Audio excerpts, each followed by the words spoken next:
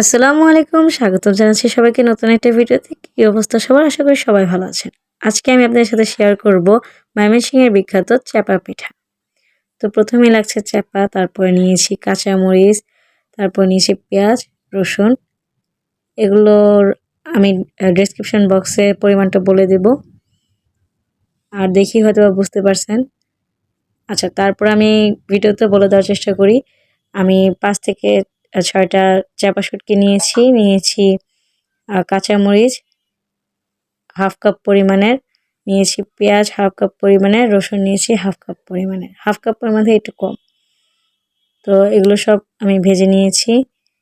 দেখতেই পাচ্ছেন ভেজে নেওয়া কেমন হয়েছে, মানে অলমোস্ট হালকা একটু সিদ্ধ করে কাঁচা গন্ধ চলে যাওয়া পর্যন্ত ভেজে নিয়েছি।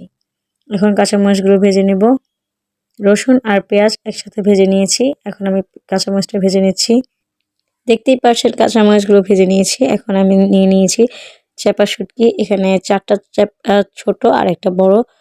আপনারা যদি ছোটগুলো ব্যবহার করেন সেই ক্ষেত্রে আপনারা 7 থেকে 8টা ব্যবহার করার চেষ্টা করবেন। আর যেহেতু বড় আর ছোট মিলিয়ে ব্যবহার করেন তাহলে 3টা আমি নিয়েছি।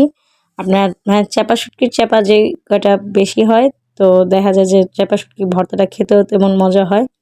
তো এই তো এগুলো সব ব্লেন্ডার করে নেব। আমি ব্লেন্ডার করে নিয়েছি, আপনারা চাইলে পাটায় বেটে নিতে পারেন। তো ভর্তাটা আমার রেডি। আমি লবণ দিয়েছিলাম, সেটা অফ ক্যামেরায় দিয়েছিলাম, আমার দেখাতে মনে ছিল না।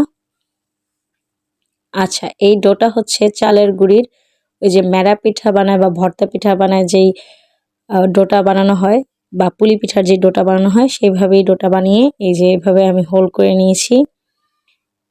এরপর হাত দিয়ে চেপে এরকম ফ্ল্যাট করে নিয়েছি, কিছুটা স্বামী কাবাবের মতো করে নিয়েছি। এই তো সবগুলো আমি এভাবে বানিয়ে নিয়েছি। এখন আমি একদম মিডিয়ামে রেখে তাওয়াটা গরম করে সেই গরম তাওয়ায় আমি পিঠাগুলো দিয়ে হালকা হালকা করে ভেজে নিচ্ছি। অবশ্যই এটা ভাজার সময় চুলাটা মিডিয়াম মিডিয়াম টু লো, একদম মানে বেশিও লো না, মিডিয়াম টু লো এর মধ্যে রাখার চেষ্টা করবেন যেন পিঠাটা ভালো করে সিদ্ধ হয়। যেহেতু পিঠার ডোটা কাঁচা, ভেতরটা সমস্যা নেই, সব কিছু তো ভর্তাই দেওয়া, যেন ডোটা যেই আবরণটা করেছি সেই আবরণটা যেন ভালো করে সিদ্ধ হয়, সেক্ষেত্রে আপনারা করে নিতে পারেন। এটা অনেকে ভাপ দিয়ে খায়, অনেকে ভেজে খায়। আমার কাছে ভাপ দিয়ে খাওয়াটা পছন্দ লাগে না, ভালো লাগে না। আমার কাছে এটাই ভালো লাগে। তো দেখতেই পাচ্ছেন কত সুন্দর লুক আসছে। আপনারা একবার হলেও ট্রাই করবেন, যেহেতু সামনে ইফতার আইটেমে অনেক কিছুই অনেকে রাখেন, তো এটাও রাখতে পারেন। আশা করি ভালো লাগবে। তো আজকে ভিডিওটা এই পর্যন্তই। সবাই ভিডিওতে লাইক করে চ্যানেলটি সাবস্ক্রাইব করে দেবেন। আর ইনশাল্লাহ আমি চেষ্টা করব নতুন নতুন ভিডিও আনার। আর অবশ্যই আমার পাশে থাকার চেষ্টা করবেন। আর যারা আছেন এখন পর্যন্ত তাদেরকে সকলকে অসংখ্য ধন্যবাদ। ভালো থাকবেন, সুস্থ থাকবেন। দেখা হবে নতুন কোনো ভিডিওতে। খোদা হাফেজ।